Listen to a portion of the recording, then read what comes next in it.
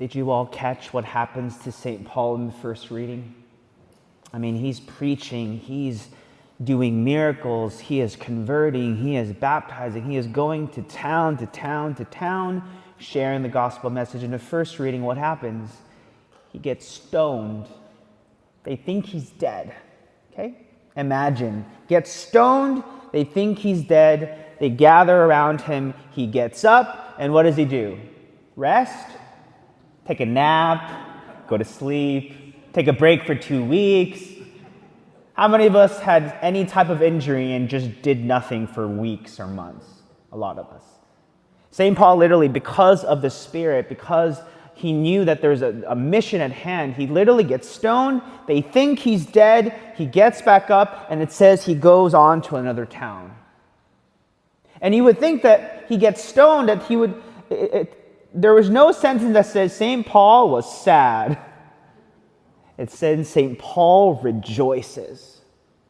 Why on earth would someone rejoice if they get stoned? Think about it. Why? Any normal person will say, well, if you get stoned, you should probably take a break for a month because something's not working. Right? But let me read to you. This is important for us Christians. This is what St. Paul says. So after he gets stoned, he goes off, and then this is what he says.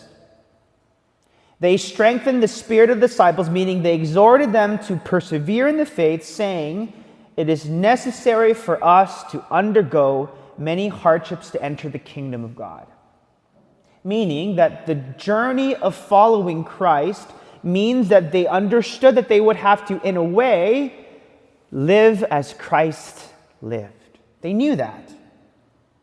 And I tell you this because sometimes, we all know this. You come to church every single day, and I've said it up here, following Christ is not always easy, right? I've said this so many times. But how often do we go through our life and maybe we're facing hardship, things with our family, things with our kids, things at work, and the temptation goes, well, God doesn't care and God is not listening, right? Isn't that true? Think about your life. That's how the enemy attacks us. And we believe it, right? Oh, God's not with us anymore. But this is what St. Paul says. It is necessary for us to undergo many hardships. Meaning, it will happen. So sometimes people say, Father, if I just follow and I pray and I go to church and I do all these things, doesn't it mean that then God would just make everything in my life clear? Well, no, because you wouldn't want that. Just as you don't want to spoil your children, I'm sure some of you, your children are big, you have grandchildren, whatever it is, but think about it. How have you treated your children in their life? Give them whatever they want? Never. God treats us as a father who desires to teach us to grow in maturity of faith. Meaning, when we stub our toe, what happens? The true selfishness comes out. We're angry, we're upset, right? I kid you not, I shared this before. I would drive, and if someone is in front of me and they're driving really slow, I'll get really mad. I'm not really in a rush, though, right? I'm not in a rush for Mass. I can make it in time, but I'm mad because they're disturbing my time. You see what I just said? My time. Selfish time. Ego time, right? And so what God does, he allows us to go through trials and issues to teach us valuable lessons. We all need to understand this because this is how the enemy gets us every single day of our lives. It is necessary for us to undergo many hardships. And then now we jump to the gospel. This is the same context. Jesus Christ is going to die the next day. And he wants to make sure disciples understand. He says, peace I leave you, my peace I give you. Not as the world gives do I give to you. Do not let your hearts be troubled or afraid. You heard me tell you that I am going away. I will no longer speak much with you, for the ruler of the world is coming. And this is key. He has no power over me. I'll read to you one more time.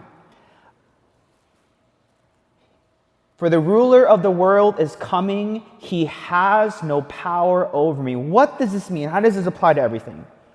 When we have trials, when we have problems, when we have issues, when something's not going right, when someone in your life is dying from cancer or whatever problem you have, Jesus Christ saying, look, I know you have problems, I know you have issues, but I promise you, evil has no power over me.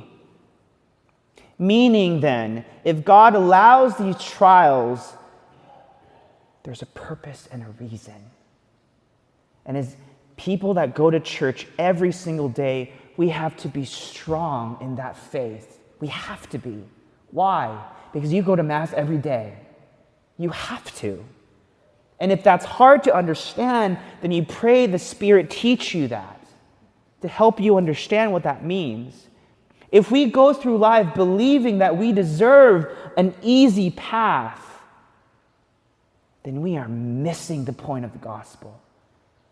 My dream is that I can preach this at Sunday Mass and people understand. But I know they don't. And so I gotta ease them in somehow, right? But daily Mass people, we gotta rise up. Because you guys go to church and receive communion every single day.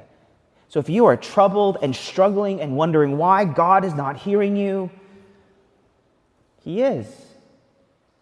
But trials and tribulations are part of following Christ.